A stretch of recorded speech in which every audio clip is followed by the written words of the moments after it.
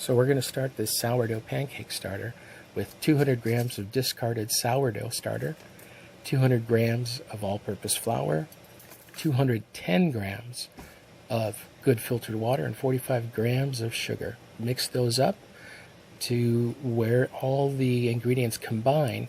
Now we do want some lumps. What we don't want is visibly dry bits of flour. So mix those up just enough to incorporate them. Let it sit covered on the counter overnight and allow it to proof. And the next morning, go ahead and mix together in a separate bowl 1 tablespoon of good filtered water, 1 teaspoon of baking powder, 1 teaspoon of salt, and ½ teaspoon of baking soda. Mix those up really good and then combine them with the pancake mixture. And basically, same principle, you want to just incorporate it. You don't want to mix it till it's completely smooth. That's going to result in dense, heavy pancakes. We want light, fluffy pancakes. And go ahead and set that aside and give it time to rise. And what you're going to do is go ahead and set your skillet to a 15-minute timer over low heat and allow that to come up to temperature for 15 minutes. And then you'll be absolutely good to go on getting this recipe started. Okay, so here we have our sourdough pancake batter. Been allowed to prove overnight and has a lot of activity going on. Okay, so we are starting here with a cast iron skillet that is coming up to temperature over 15 minutes. I set a timer for 15 minutes. That way we know that the cast iron is going to be heated evenly throughout over a low heat source. So we have no cold spots or cool spots or hot spots. That way we make sure that we're going to get a nice even browning throughout our pancakes. I'm spreading some oil, some coconut oil, which I believe imparts a very nice flavor to the pancakes, over the entire cooking surface of the cast iron skillet. Now what's going to happen is as the skillet continues to warm, the oil is going to concentrate towards the center, basically going to pull towards the center, and that's going to be an advantage for us, and let me show you why in just a moment here. Okay, now this next step you want to use caution. The skillet here, I'm used to the heat amount that gets generated here, but be careful in this next step. I'm using a cloth that is a 50 poly 50 cotton blend, and I'm soaking up the excess oil, coconut oil. I'm going to use this excess oil in combination with the silicone brush to keep our skillet lubricated throughout the cooking process. Essentially, after we're done with each pancake, we want to reapply some. Here, I'm using the silicone brush just to redistribute the remaining oil so we have a nice, slick, even layer of oil coating the pan so we can cook our pancakes efficiently. Okay, so on to the next step here. And we've got our timer set for 15 minutes. It's just about to 15 minutes is about to expire. What we're doing is, in the meantime, we're just constantly reapplying the oil to the skillet and making sure that no dry spots develop while we're waiting for this to come up to temperature. And so the timer, that's the timer there that just went off, that is letting us know that we've got a nice even heat on this skillet throughout. So now we're going to go ahead and get started. And what we're going to do is apply oil to the inside and outside of the ladle. This will just give our pancake batter a little bit of lubrication so it doesn't stick to the ladle so much. And that way we're not just fighting it to get it onto the skillet. And so we're all set to go here. I'm just finishing up coating this ladle, and we're going to get started on some pancakes here. There we go. Got that all coated evenly. Okay, so we're going to start with a ladle full. Now this is an 8-ounce ladle. Now, of course, your ladle size may be different. The weight of the ladle capacity may be different, but this is what I'm starting with. And you just want to gently pour the batter out, and then with the bottom of the ladle you can smooth it to a round shape, hardly using any pressure. Basically just gently push the batter out to where it takes a manageable size of your liking, basically, is what you're looking for. So now all we're doing here is just waiting for this first side to cook. And before we look for an edge that is starting to dry out as bubbles appear, you'll see that happen on the edges. The white pot that you see in the background there, that's actually warming up over a low heat. I've got some syrup and some butter in that pot, and that's coming up to a very low simmer. So what I'm doing here is just getting a look at the bottom of the pancake to see how well the color is indicating the amount of doneness, and you're going to want to use your own discretion to cook this to your liking. Again, I'm just moving the spatula around the perimeter of the pancake just to make sure that it's going to release easily. First pancake, you want to make sure you do that just so you can avoid any accidents there. And this one does have nice color. And your first pancake might not be the most attractive of the batch, but if you allow your skillet to come up to a very even heat, you can help ensure that you're going to get a nice even color throughout. Now, notice here, what I'm doing with the spatula is I'm just basically letting the weight of the spatula, I'm not trying to force the pancake down, because that's going to basically create a dense pancake. We don't want that. We want them to be light, fluffy, and airy. So I'm just using the weight of the spatula. And so now I'm going to go ahead and plate that, and sorry about the noise from getting that plate out.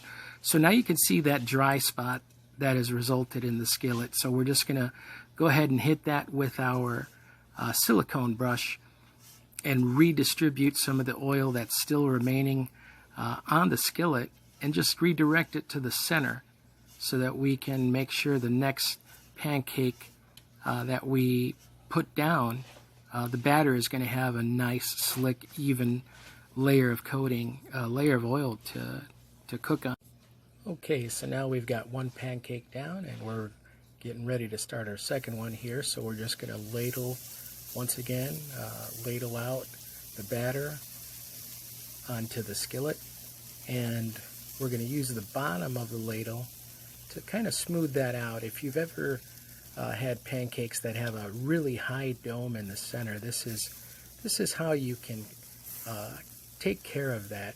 You can smooth it out as best you can from the center out, so that the center is just a little bit thinner than the rest, and this will help to produce a more even pancake as you go about creating your stack. So once again, we're just waiting for the edges to bubble up, also for the bubbles to appear in the center. You're going to get a lot of bubbles in the pancake batter, and we're just waiting for the edges to indicate that they're done. So we're going to get a peek at the bottom of the pancake, and that'll give us a good indication of the color that we're looking for, the desired amount of doneness.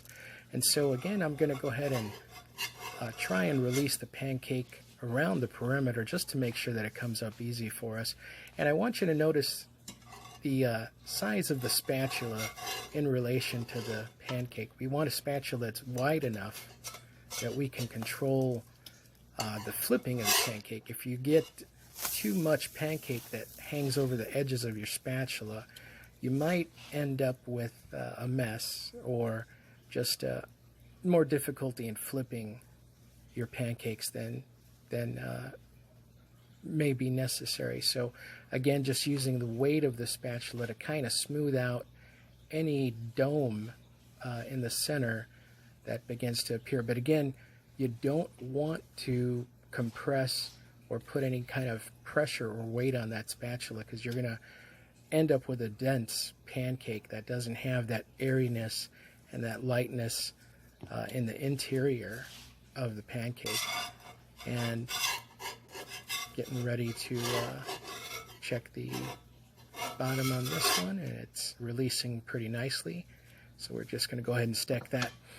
And again, you know, after each pancake, you're probably going to end up with that dry spot in the center. So just this is why you want to make sure you've got a large enough skillet and enough oil to coat, you know, as many pancakes as you anticipate you're going to cook. So we're getting that set for the next pancake. Now for this pancake, I'm also going to get in a little closer, and we're using our cloth to get more oil down in that on the skillet there. So I'm going to zoom in on this next pancake so you can see what kind of bubbles we're looking for that are going to indicate when the underside is beginning to cook halfway through. So basically you want the pancake to cook through basically half at a time. The bottom half, or the half that is exposed directly to the skillet, is going to cook about halfway up. And as it does, it's going to produce some air pockets. And that's what helps the pancakes to have a light characteristic. You know, they're not dense or heavy. You want light, fluffy pancakes. And so you really don't want to mix the batter to where it's completely smooth, because that will also produce a very dense pancake, heavy. It doesn't feel light, doesn't feel fluffy. So we're going to go ahead and I'm adjusting the lighting, trying to get an idea where we're going to get the best result in zooming in on this next pancake here. So let's go ahead and zoom in so we can get a look at the bubbles that are appearing on the surface here. Now there's going to be bubbles throughout. Now the very edges are going to have more bubble that will occur, and as you can see, there's these bubbles have a lot of air to them, so they're kind of large and distributed pretty evenly throughout the pancake. And that's what you're going to be looking for. You want a pancake that is starting to release gas, release air, and basically it's cooking through. That's your indication that the underside that's coming in contact with the skillet, that's cooking through. So you can go ahead and get your spatula underneath there, make sure you've got a good grip, and flip. And that's the color that I tend to reach for. That's the color that I like my pancakes to have in serving them. So as you can see, the half that is now in contact with the skillet, that is cooking up pretty nice, and you're seeing a little bit of rise in the underside now that it's exposed to that heat. So the pancake's cooking through pretty evenly, and that nice color that results throughout, you see how that color seems to extend throughout the entire pancake. That is because we've given the skillet time enough to come up to temperature evenly so that it's just one consistent temperature throughout as much of the cooking surface as possible. And of course, that resulting dry spot from the pancake. And here I'm just, since we haven't taken a look yet at the underneath, the bottom side of the pancake, there we go. I'm just trying to show this so you can get an idea how that bottom cooks up and the texture that results. So again, you know, we've got a pancake done, and we're making sure that we've got enough lubrication on the skillet for the next one. And my brush is getting dry, so definitely got to switch over to the cloth. And we're looking pretty good. So I decided to take a handheld shot just to get a look at the bubbles that result when the edges have cooked through essentially indicating that the bottom half has cooked and it's time to flip your pancake. So I like to prepare the syrup and butter by melting them together in a creaming pot, which helps use less syrup overall because it doesn't absorb into the pancake so quickly. So this is the stack of pancakes that resulted, and of course I like to use up all the batter, so my last pancake there on the top didn't come out perfect, but it's going to get eaten.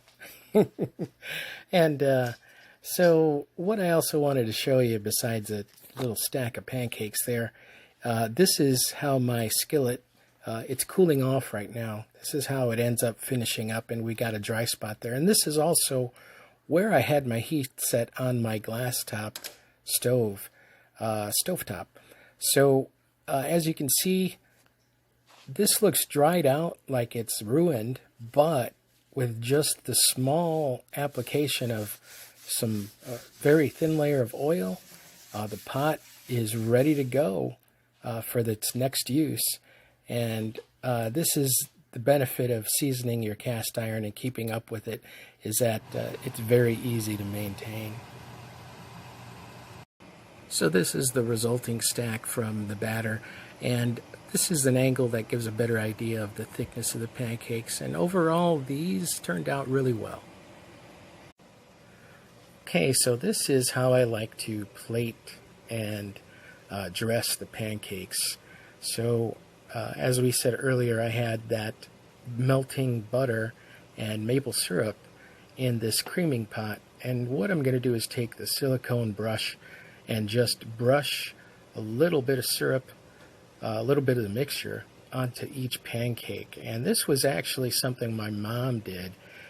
She said that it actually, I agree with her, it actually kind of cuts the time down on having to dress the pancakes. But what it also does, what I observed, is that melting the two together keeps the syrup from being absorbed so quickly into the cake. And if you've ever found yourself continuing to add syrup to your pancakes, it's because the syrup is drying into the cake, and even though you're not tasting the syrup, it's still in the pancake, so you're increasing the amount of calories and sugar and everything else, but you're not getting to enjoy it the way that most of us would want to enjoy them.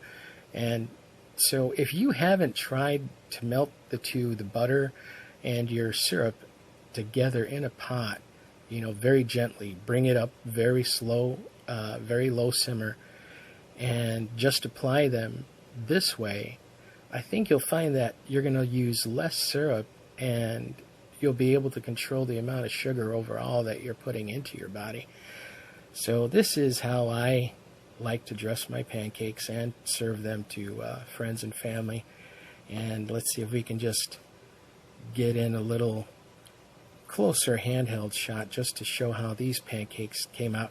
Now these came out very light, very fluffy, but that very bottom cake, let me show you something here in just a moment. This one is a little different.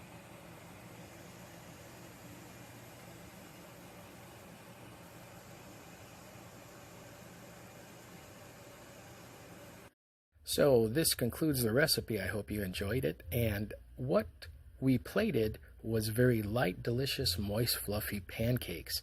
Now please take a look at the very bottom pancake. This is what a bad pancake looks like. It's slightly more dense than the other two. Now I purposely applied pressure to the spatula while this was cooking so I could show you what results. And yeah, that one's a little more dense than the other two.